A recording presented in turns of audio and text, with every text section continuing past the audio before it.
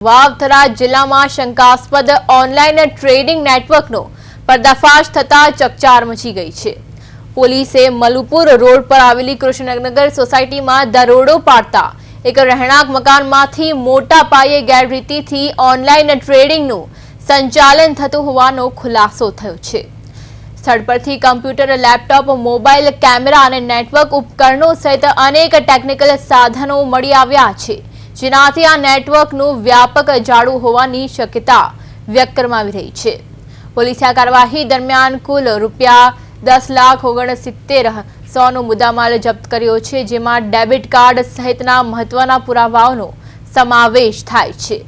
આ સમગ્ર મામલે થરાદ પોલીસ સ્ટેશનના હેડ કોન્સ્ટેબલ હીરાભાઈ રામાભાઈની ફરિયાદના આધારે પીએસઆઈ સીપી ચૌધરી દ્વારા વધુ તપાસ હાથ ધરવામાં આવી છે। પ્રાથમિક તપાસ મુજબ આ નેટવર્ક દ્વારા ઓનલાઈન ટ્રેડિંગના નામે શંકાસ્પદ પ્રવૃત્તિઓ કરવામાં આવતી હોવાની શક્યતા છે, જેમાં મોટા પાયે લોકો સાથે છેતરપિંડી થતી હોવાની પણ આશંકા છે।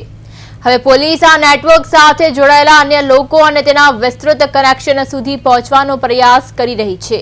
આ ઘટનાએ ફરી એકવાર ઓનલાઈન ફ્રોડ અને સાયબર ક્રાઇમના વધતા જોખમો તરફ ધ્યાન દોર્યું છે। आज साथे अपना संवाददाता भीखाभाई परमार जोड़ाई गया है। जी भीखाभाई, थरादमां शंकास्पद ट्रेडिंग नेटवर्क झड़पायुं छे, ते अंगे शुं छे समग्र विगत? जी प्रिया, ચોક્કસથી જણાવી દઉં કે થરાદમાં ઓનલાઈન ટ્રેડિંગના શંકાસ્પદ નેટવર્કનો થરાદ પોલીસે પર્દાફાશ કર્યો છે, જેમાં 10 લાખથી વધુનો મુદ્દામાલ જપ્ત કરવામાં આવ્યો છે। થરાદ પોલીસે મલુપુર રોડ પર આવેલ કૃષ્ણનગર સોસાયટીમાં દરોડા પાડીને મોટી સફળતા મેળવી છે। રહેણાંક મકાનમાં કોમ્પ્યુટર, લેપટોપ અને મોબાઈલ દ્વારા ચાલી રહ્યું હતું શંકાસ્પદ ઓનલાઈન ટ્રેડિંગનું કામ, જે પોલીસ ઘટના સ્થળે પહોંચી લેપટોપ, કેમેરા, નેટવર્કના જે ઉપકરણો અને ડેબિટ કાર્ડ સહિત 10 લાખથી વધુનો મુદ્દામાલ જપ્ત કર્યો છે, જેમાં થરાદ પોલીસ મથકે ફરિયાદ નોંધી વધુ તપાસ હાથ ધરવામાં આવી છે।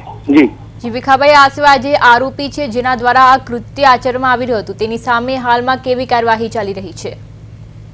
થરાદ પોલીસ સ્ટેશનના હેડ કોન્સ્ટેબલ હીરાભાઈ રામાભાઈની ફરિયાદના આધારે પીએસઆઈ સીપી ચૌધરી દ્વારા તપાસ હાથ ધરવામાં આવી છે।